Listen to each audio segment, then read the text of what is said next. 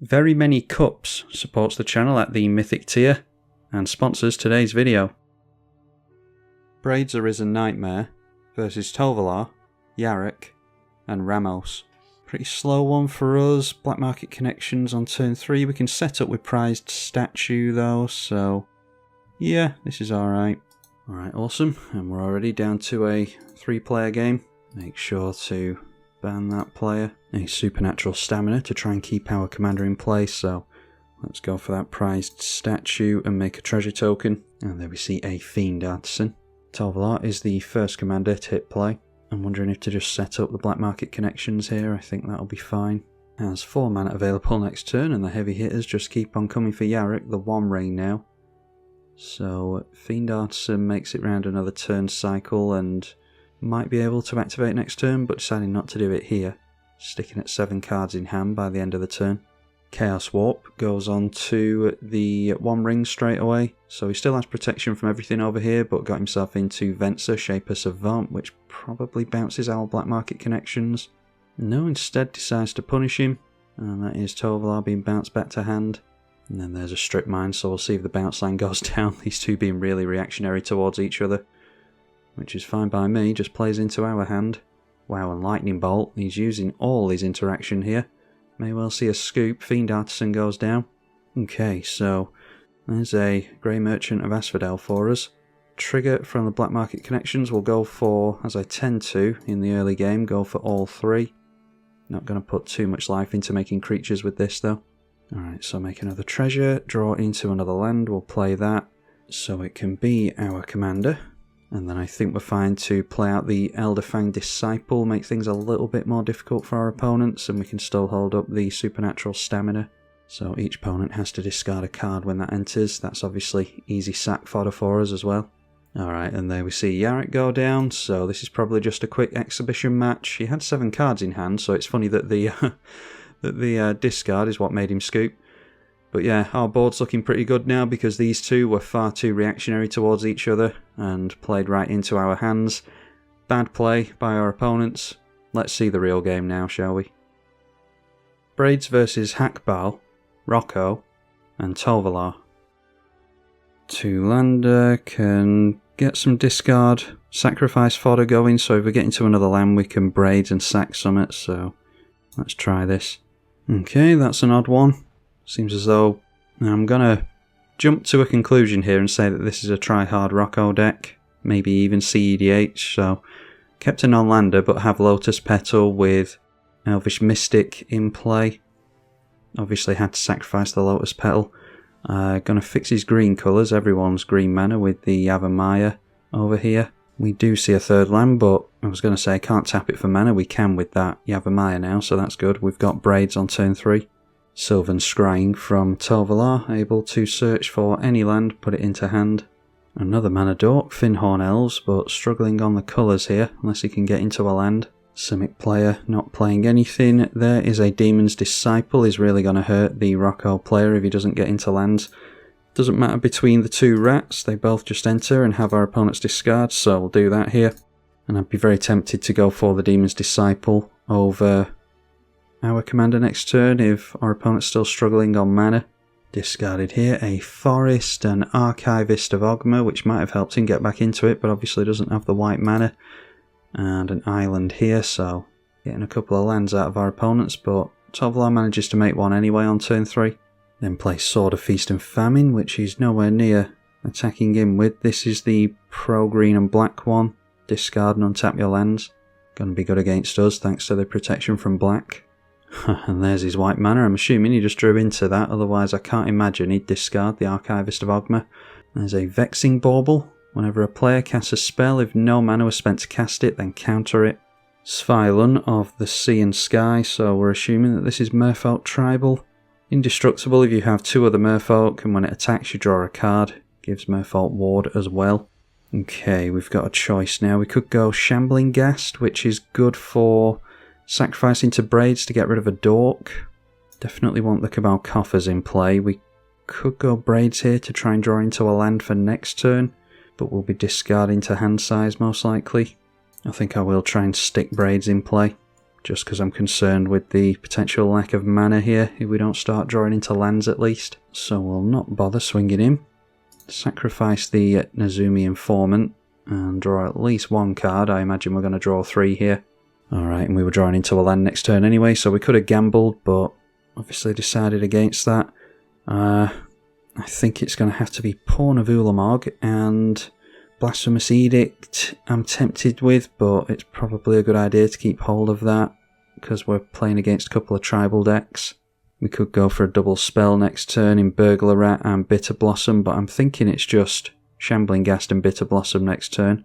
Maybe even Demon's Disciple and Shambling Ghast, so let's get rid of Burglar Rat. I quite like the card draw on the Smothering Abomination here. It's a shame that we had to get rid of a couple of creatures there. Halpak Piper. You can put a creature card from your hand onto the battlefield tapped. If it's a wolf or a werewolf, you untap it. You can only do that as a sorcery though.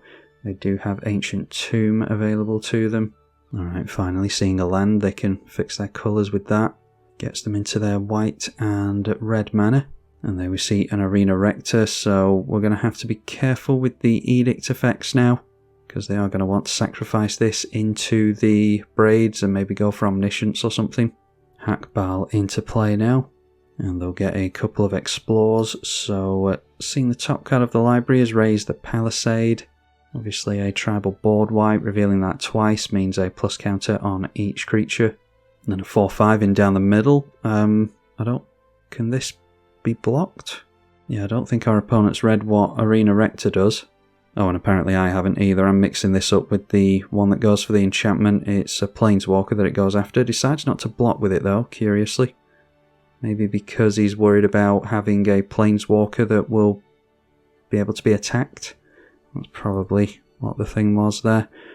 Alright, a Fell Stinger, so we can go Swamp. And we do need to be drawing cards to keep getting into lands. We want to be making a land every single turn, really. We could draw cards with Fell Stinger as well, so let's go Shambling Ghast and try and hurt some mana over here. Sacrifice the Shambling Ghast. We'll put 2 triggers on the stack. It's -1/-1 onto the white mana dork. And then we'll lose 2 and draw 2 here. Alright, and had 2 lands on top anyway. We can discard the Drownyard Temple because we can play that from the bin. And I think I won't sacrifice at the moment against my better judgment. We've already got a full grip, and I don't want the Arena Rector to go and fetch a Planeswalker yet. So we'll take a turn off with the Braids and pass the turn over. We've got discard fodder for the Drownyard Temple now with the Sword of Feast and Famine. What on earth is that? I wish magic cards still look like magic cards. That's a Shadow Spear. So +1/+1 lifelink and trample can keep things from having indestructible and hexproof. Equips up the Halpak Piper and equips it up with the Shadow Spear as well, so doesn't have a creature he wants to cheat in apparently with 3 cards in hand. We'll be able to untap his lands here though if he hits us. So obviously hits us for 5, it's not commander damage at least. And we'll discard Drownyard Temple to that. So with us making another swamp next turn, what we can do is play the Ugin's Nexus and just get a free turn. Alright, Beast Within goes on to Hakbal Coffers, so maybe not. We've seen this opponent in the previous game and he's not above blowing up lands aggressively apparently. Although Hakbal Coffers is one to go after. So we get a Beast token, more sack fodder. And he plays Sylvan Library, 1 card in hand. Our opponent, if he wants to keep playing spells, he has to tap down blockers. So what we could do next turn, now that we've got decent attackers, is go Demon's Disciple and try and encourage him to sacrifice Arena Rector as opposed to his mana. Then hopefully we can actually swing in at the Walker. Does have 1 fewer white mana thanks to us. Maybe he was looking for a Wrath of God or something there. Wipe the board and get a Planeswalker in play. Enlightened Tutor during the main phase. We assume he's just drawn into that. Tutored onto the top of his library a Chrome Mox to help fix his colours. And now sacrifices the Vexing Bauble so we can use our free spells again. So was drawn into it this turn of course and plays it straight away. Throws underneath that a Sterling Grove. Raise the Palisade, going to bounce everything. So that'll slow us right down here. Then at the beginning of combat could get some plus counters on his stuff here. Reveals 2 lands though, so both of those go into hand. Both of those swing in at the other tribal player. draws a card to the Svilun, and whenever the commander attacks, put a land from your hand onto the battlefield. And that is the island that we just saw. Try and keep track of those. Right, so what can we do here? Losing that Cabal Coffers really hurt. Another land for us. We are drawing into lands at least. Can't play the Smothering Abomination. I don't tend to run this in a lot of decks, but I decided to try this in a couple that I've built recently, and it has the potential of being really good, but you kind of have to go off and have it refill your hand, and by the time you're going off, do you really need this? I don't know. Might have to be something that we just discard down the line. I think we'll try and get going with Bitter Blossom here. Shame we can't double spell thanks to that land going down previously. Could also get the Drownyard Temple into play. I think I might just rather do that, to be honest. So now, yeah, we do have to discard down to hand size, and I think it will just have to be the Smothering Abomination. Might regret getting rid of that if we lose out on our Braids, but I have a feeling that we're not going to keep creatures in play, as is typical in Commander nowadays. Sylvan Library has stuck in play, so Tovolar can start to refill his hand at the cost of life. Down to 28 life, starts with 4 cards in hand. A Gaia Reach Bandit, 3-2 with haste, so that can be equipped. And they've got themselves into the Kessig Wolf run as well. So putting the sword on there. Hopefully this will go in at the Merfolk player. Shadow Spear equipped as well. 2 cards in hand, but this is now a 6-5 lifelink trample haste. And does go in at the Merfolk player. We saw in the previous game he does tend to be quite reactionary, this one. So if you do anything to him, he'll do it back to you, which is good to know.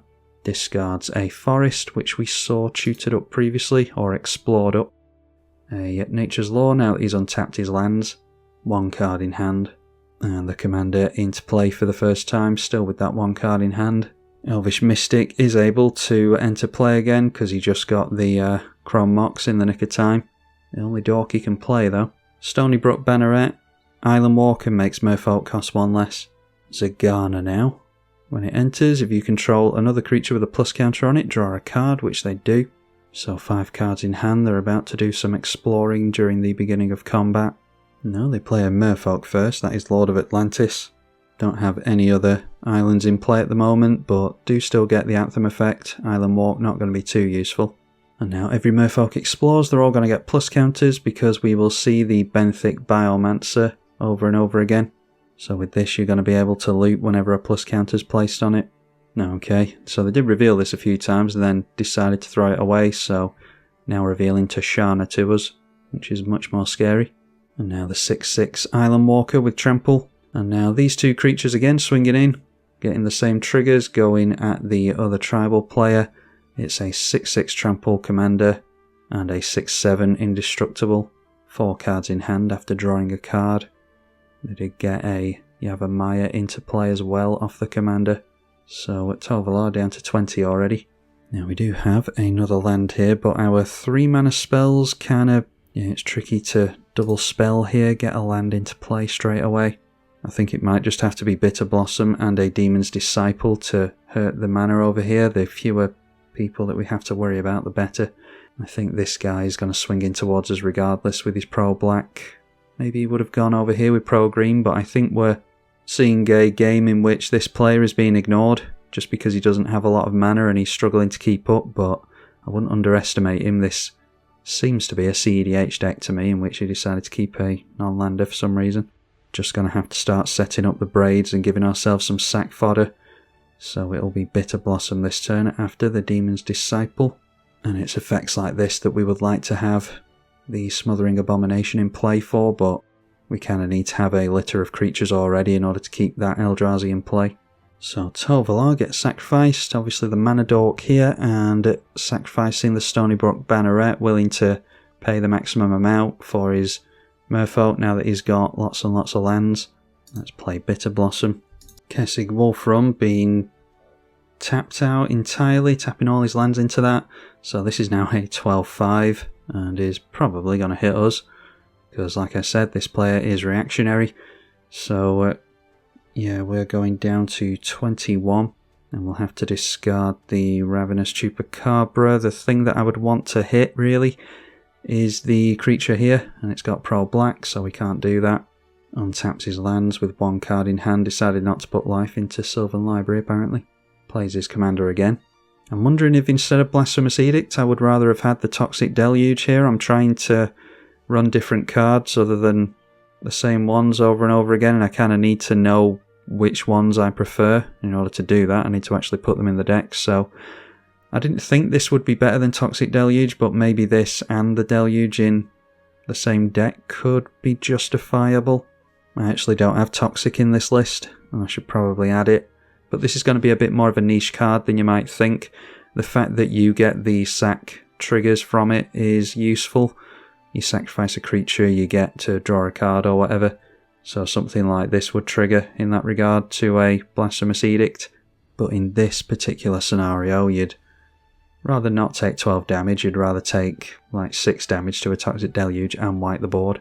The Sword of Feast and Famine was thrown onto the Tovolar as well, by the way, so that now has pro green, which this player needs to be more concerned with. We might just go down to the Merfolk straight away here. Tishana we saw revealed previously and assumed it was going to get played here, so 4 cards in hand at the moment, goes up to 9. And that is a 10/10 Island Walker with Ward 1. Plays a land, so 2 mana held up. And then explores with his commander, showing us a Topography Tracker, which he decides to throw away. After that, it's Rapid Hybridization. I would probably be keeping hold of if I was my opponent. I don't know what he has in hand though. So yeah, looks as though he's keeping Rapid Hybridization available. That does mean that this player might continue to hit us, so that the Rapid Hybridization doesn't end up on the creature after it swings in over here with its pro green. And yeah, looks like we're going to get taken out here. So like I was saying, it's a totally different game if we manage to get Toxic Deluge instead of the Blasphemous Edict. But we never actually saw 13 creatures in play, so we couldn't really have made use of the Edict there. So we go down to 0 exactly. And Rocco continues to be ignored, so it'll be interesting to see if he can do something out of nowhere. Does have the mana for Rocco, but it would be 0 into X. Bygone Marvels after that. When you cast it, if there are 8 or more permanents in your graveyard, copy it. Return a target permanent from your graveyard to your hand. So they return that Topography Tracker that we saw previously revealed on the top. And they did draw a card swinging in with this, so we know they've got Rapid Hybridization available to them. Might be that the Werewolf player goes in down the middle to keep the Hybridization off his creatures. Throws it on his commander, which is now an 8/5. Yes, it is an 8/5 with Trample. Still has a mana floating for whatever reason. Okay, that's why he wanted to equip the Shadow Spear on there as well, which will be a further +1 buff. So a 9/6 not going down the middle. He's challenging the Merfolk player and forces him to use that Rapid Hybridization.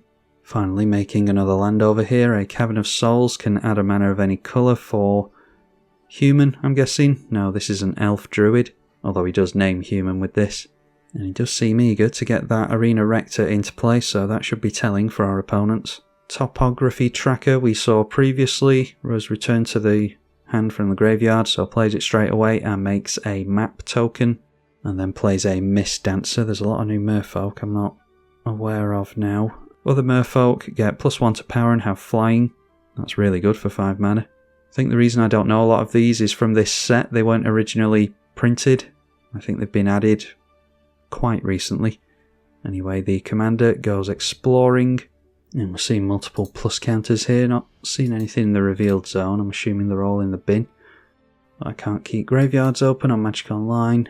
There is a Singer of Swift Rivers, Hardened Scales, Deeproot Elite, a Bident of Thassa, Deeproot Historian, and a Thematic Negate was discarded as well. So swinging in with everything, they get their Hakbal trigger to get a land into play, draw a card with Svilun. Yeah, all of them are going down the middle, apart from the 10/10 Indestructible. All of these have flying. So manages to take that player out, decides to leave the Werewolf player alone because he's less likely to combo out of nowhere, I assume. Whereas Rocco might be able to. I'm not sure what Rocco would have been trying to do there. Not well versed in CEDH decks, if that's what that deck was there. Cracking a map token puts a plus counter on the Flying Enabler. And Tovolar has to do something next turn, otherwise he's likely going down. Faithless Looting, still struggling on his red mana over there, surprisingly, but does manage to make a mountain. He discarded a Thespian Stage and a Vandal Blast. Flashes back Faithless Looting, and this time discards a mountain and the Halpak Piper that we saw previously, so didn't really get into all that many werewolves, surprisingly. And the Simic player had crazy stuff like Force of Will anyway, so not likely he was going to go down there. I think that was an interesting game to show you regardless. You saw in the very first game how difficult it can be to get games on Magic Online, but you all know that by now. Sometimes you just have to be the only one who doesn't scoop in order to actually get a full game in. So hopefully you all enjoyed that one. If you do want to see an actual game from Braids, then I will try again. You'll have to let me know in the comments as ever. Big thank you to the patrons for their support of the channel as always, and I will see you all in the next one, I hope. I'm tribalkai. Thank you for watching.